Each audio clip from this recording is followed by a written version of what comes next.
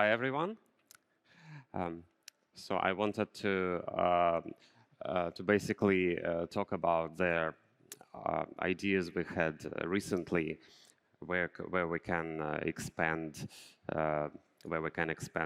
exchanges of stablecoins.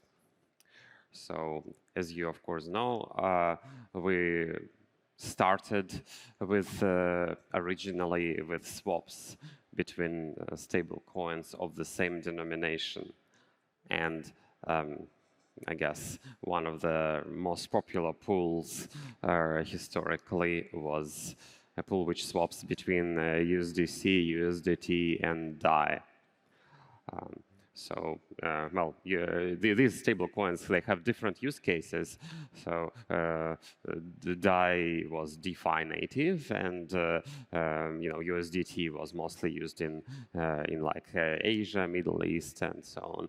And USDC is mostly like used in USA and Europe, but there are these use cases are mixed sometimes, but swaps between stable coins they essentially do sort of cross-jurisdictional arbitrage, or like just these stable coins are adopted in different regions, and you essentially use these swaps to do value transfer between different regions.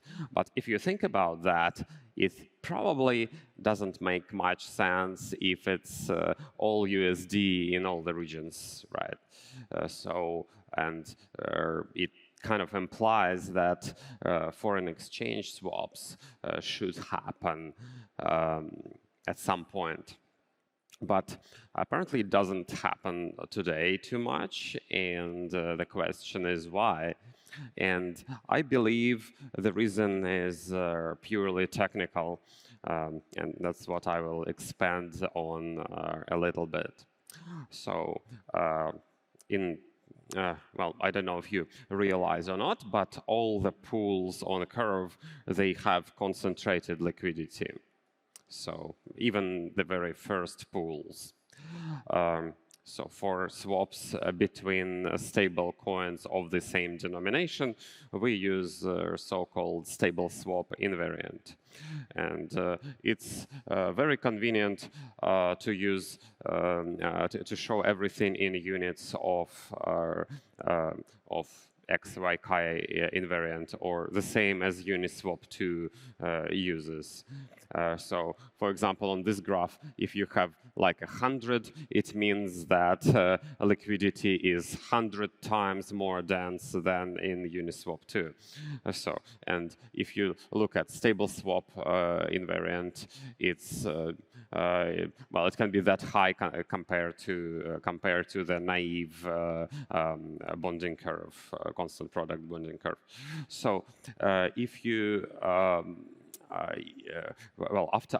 if you try to do it differently, let's say a stable swap always assumes that price of the coin is constant.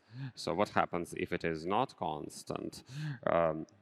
For that, we have developed so-called crypto swap algorithm, which concentrates liquidity at some price, but if the current price moves, it actually tries to move the concentrated liquidity around to the place where the new price is. The problem is that this process is lossy, and you need to compensate the loss for like moving the concentrated liquidity around from somewhere. And crypto pools currently compensate that from fees they earn.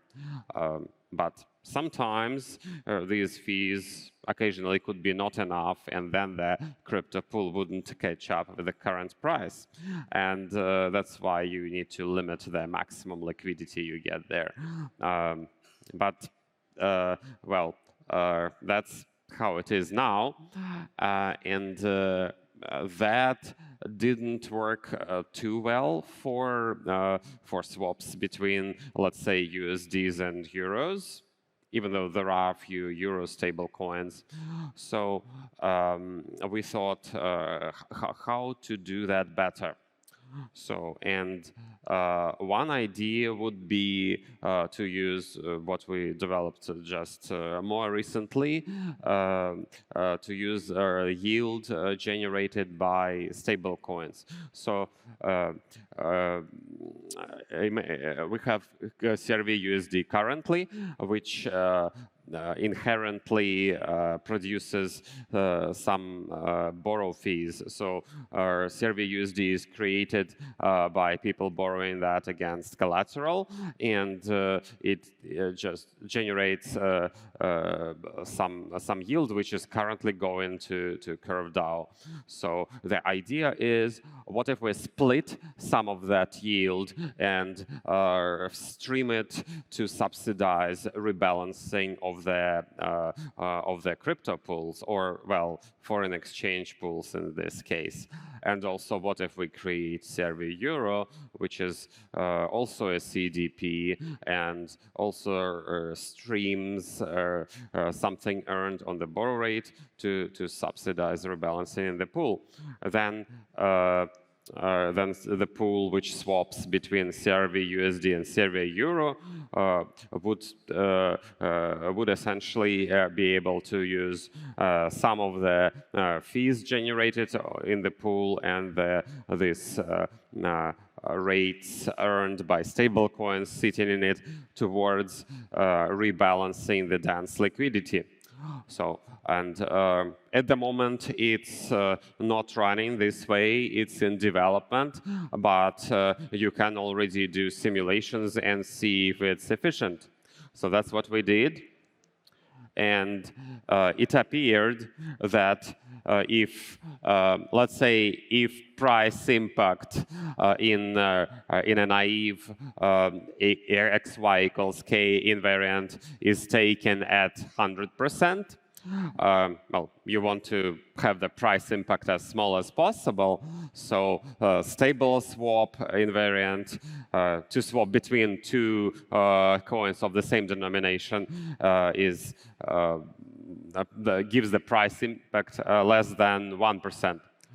And if you try to just apply a crypto swap for Euro to USD swaps, it's on average it's not working very well. So it can have price impact somewhere between 10 and 30% of price impact of a naive Uniswap 2 like invariant. So apparently, if we do what I just said, if we subsidize rebalancing from borrow rate earned by the CDPs, then price impact can be almost as good as in stable swap, so around 2%. And I can probably show some pictures of what simulations looked like.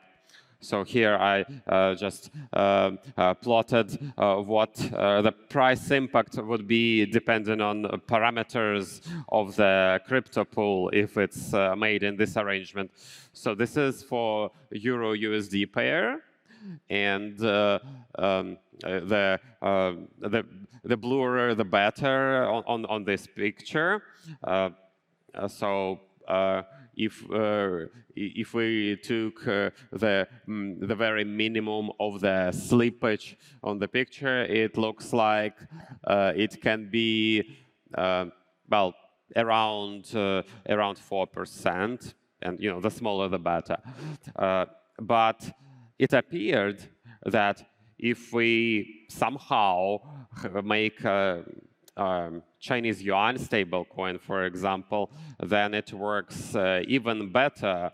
This area where the slippage is lowest is actually bigger, and the slippage is lower, so it can be around 2%, and the concentrated liquidity part there is probably around 5 times bigger than an Euro USD swap.